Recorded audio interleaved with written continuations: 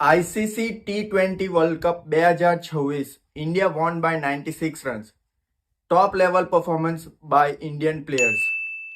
પહેલે એક વાત સમજની પડ્યા કરે કે આ ન્યુઝીલેન્ડની ટીમ સેમીફાઇનલ કેવી રીતના જીતું, તે બી સાઉથ આફ્રિકાની ટીમ હાટે 96 રનથી ઇન્ડિયા ફાઇનલ જીતું, આખી વન સાઇડેડ મેચ. ચાલ તેની વાત પછી કરીએ વિડીયોમાં. What a performance by Indian players. Starting from Sanju Samson, player of the tournament.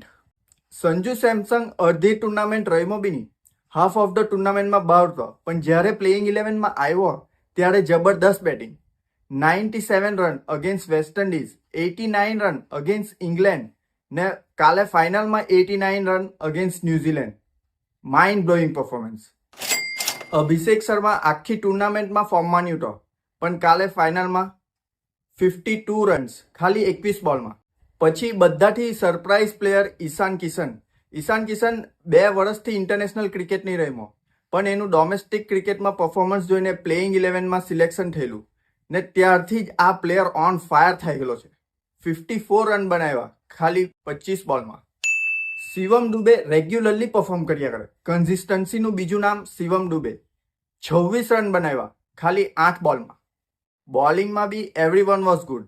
Hardik Pandya 1 wicket, Abhishek Sharma 1 wicket, Varun Chakravarthy 1 wicket ને 3 વિકેટ બાય અક્ષર પટેલ. પછી Jasprit Bumrah man of the match. 4 ઓવરમાં ખાલી 15 રન આપેલા ને 4 વિકેટ લીધી. What a player, what a bowler.